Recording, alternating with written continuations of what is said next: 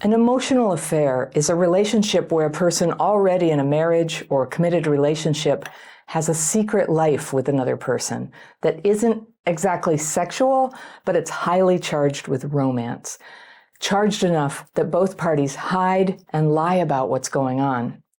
But the thing about any relationship that you have to keep secret is that there are huge unspoken truths and facts that no one is willing to acknowledge. And so rarely can an emotional affair lead to anything but hurt. My letter today is from a woman I'll call Zara, and she writes, "Hello, Anna.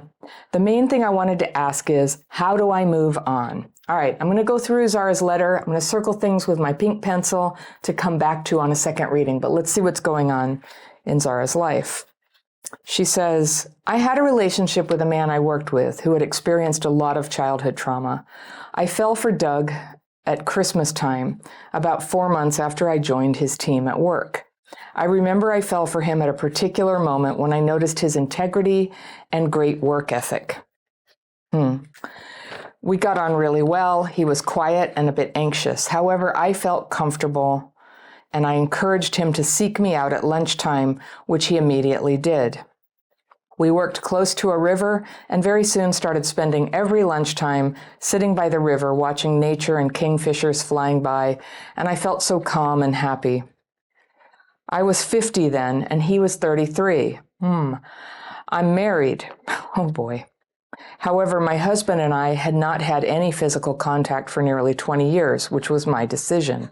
We lived together, from my perspective, only to co-parent our adult autistic son, who we both love more than anything else.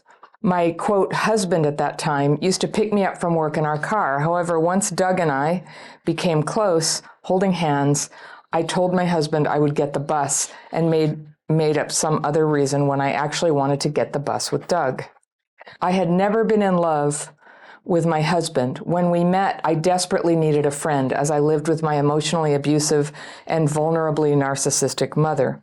My husband was very much in love with me and was a kind person, so I graciously accepted this. I was a virgin and always detested sex with him until I got the courage to end the physical side of the relationship after 5 years of utter disgust. My husband didn't notice this and thought I was enjoying it, apparently. With Doug, I felt different, and I thought finally I've found someone I can be happy with and have a whole relationship with. Quite early on after meeting, Doug told me that he had been sexually abused by a man when he was a child. The man lived in a flat in the same building as his family. I cried when he told me. I had never met anyone before who had experienced anything like this and didn't really think about how it would affect our blossoming relationship, especially as he has told me he had slept with 4 women in his adult life. Because of this fact, I assumed the childhood abuse hadn't affected his ability to make love to someone. I was very wrong. After 2 years of blissful friendship and romance, working side by side every day, spending beautiful lunchtimes by the river, holding hands every day on the way home, spending endless Saturdays, having amazing days out, going to the cinema, theater, I could carry on forever. We eventually spent the night together. All was fine until we went upstairs to his bed, where he ended up pleasuring himself and immediately falling asleep, leaving me awake all night, feeling rejected, shocked, and confused. I'll say. That was when my problems really started. I started researching sexual trauma and how this affects people. I couldn't work out if what he did was deliberately meant to hurt me. It felt like it was, but I felt so guilty for thinking this. I didn't want to make him talk about what happened for fear of traumatizing him. I had to pretend I was okay as we worked together every day, but I wanted to run and get away. I felt so ashamed of what had happened. I did eventually try to discuss what happened with him, and all I could get from him was that he felt under so much pressure. It seemed to make him angry that I wanted to know, but it wasn't enough information for me, and I started to suffer. We're 6 years on from this now and still working together. We still get on well, and Doug considers us to be friends. We don't spend lunchtimes together or travel together now or see each other outside of work. Doug has been in therapy for about 4 years now, and his social life is better, and he now owns his flat. I helped him by driving him and doing viewings with him. He is friends with a 60-year-old flirty woman at work now who I know is jealous of me and is a gossip, so I don't feel I can confide in Doug anymore in case he tells her my business. I'm 58 now and feel completely destroyed by the whole sad business and wish I could get away and start a new chapter in my life, even though I care about Doug still. Okay, and she says, thank you, Anna. All right, Zara, what a hard situation. What a hard situation. You mentioned it just once, but having an adult autistic son is such a big thing. And I take it it's far up the spectrum of autism in that you and your husband, who you don't even like, have stayed married for this sake. So I'm going to have some tough love for you here. I feel for you in that you've been in a marriage where you didn't love your husband who loves you and that you felt like you couldn't leave because of your son. I feel for you. I can see the logic in this. But I just want to say, like, flat out, you're lying to your husband, this person who trusts you. And unless you guys have an agreement that it's an open marriage and he doesn't want to know everything, this is kind of where your troubles began, is in the lying. You kind of think it began with the episode in Doug's room, but it began when you started lying to the person who, loves you most. I recommend that you don't have to tell him the truth if you can stop doing what you're doing mentally and physically. And I worry, though, that you say that he's disgusting.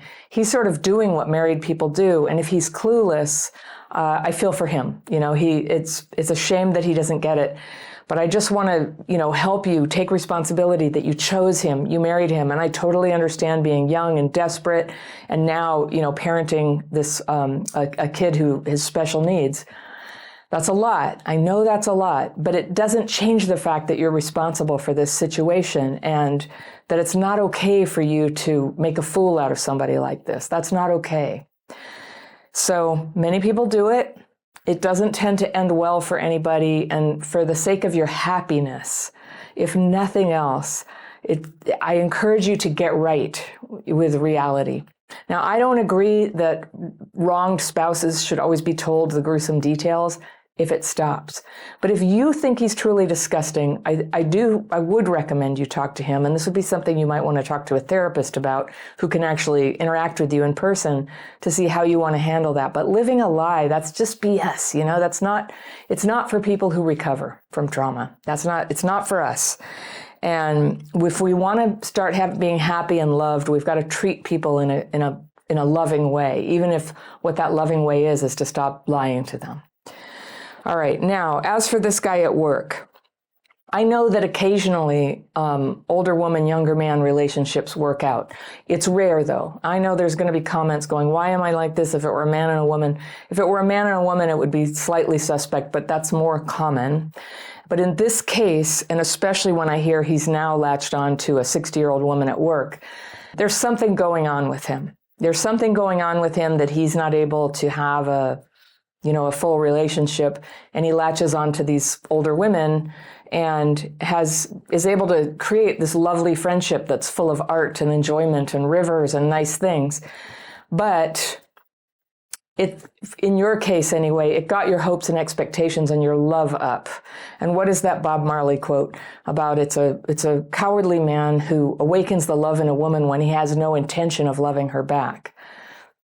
So I'm just saying, that's not honorable either to, participate in this big emotional affair and then refuse to speak to you. This is bad behavior, which he really hurt you with it. He won't even tell you what's going on.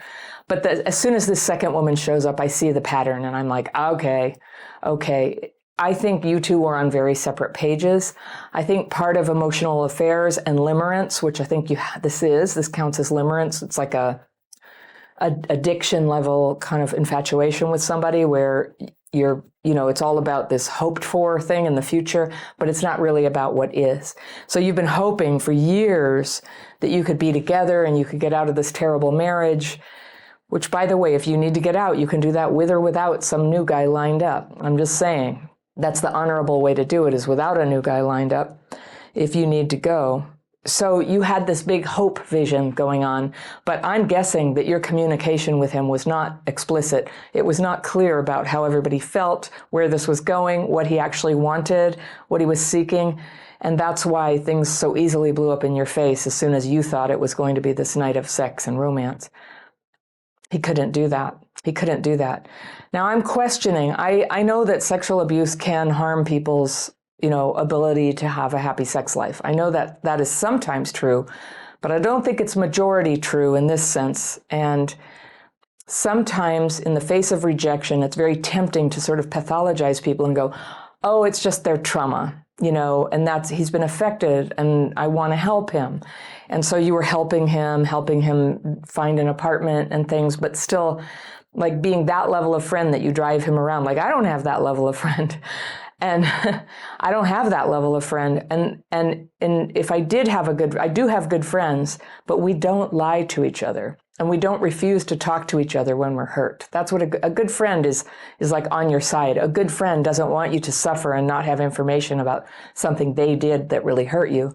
So it's not a friend. I think you guys have a tacit agreement to not say anything so that you can both take the good part of what you had, this sort of romantic, ideal, dreamy life with no consequences, all secrecy, to keep you going. And this kind of thing it's like what we do when our lives are empty. And so it feels unthinkable to let it go. It feels unthinkable to like stop having contact with that person. But that's because we haven't yet developed like the real source of joy and connection that we can have. Now, if it's not with your husband, maybe it's with somebody else someday. But whether it is or is not, you need to find a way to have joy and fun in your life right now. You need joy and fun and connection in your life. Friends, sitting by rivers and talking and enjoying the birds and going to the cinema and the theater. Like, there are other people you can do that with. And I absolutely know how some people are just so great for their companionship and that kind of thing. I get it. But he's not that great because he misled you and he wouldn't talk to you about it and he hurt you very much. He's not that great. This is whatever, I don't know what it is with him. I'm sure people in the comments can speculate. But something's going on with this guy. He is not emotionally available, really. Like, it's an emotional affair, but intimacy in every sense of the word, not just sex, is not available with him. That thing where he just had to like completely vacate the premises when you spent the night at his house, that's weird. But consider this. Both of you were doing a terrible thing to your husband. And I just want you to try to like let that into your reality, that for each of you, like in your heart, each of you knows you're doing something terribly wrong. You can't really pressure a relationship to be great and happy under circumstances like that when it's just inherently wrong and a lie. And can you let that in? That's a hard thing to do. That's a hard thing to do. It really shifts, though, the perspective back to what is your role in all of this? And with that comes the responsibility. And some people who want to heal their trauma can go there, and everything depends on being able to go there and go, did I play a role in some of the suffering that I'm having? And if the answer is yes, thank goodness, because if I play a role in my suffering, then I can change what's happening that's causing me suffering. If it's completely out of my control, bombs are being dropped on my head, or, poison is in the water, well, then I don't have control over that so much. But you do have control over whether you are in this kind of situation or not. It just sounds to me like you are starved for love and you are willing to, sometimes I call this limerant love is like plastic fruit.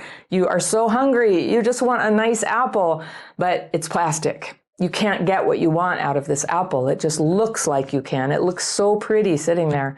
I always use this metaphor. My grandmother used to have this crystal bowl of plastic fruit on her table. And every time I visited her lovely house, I'd be like, maybe this time those little rubber grapes, nope, not real. And that's what these unavailable people are. That's what they are. So I'm sorry this happened. I think the bigger problem that you have is the lie that you're living.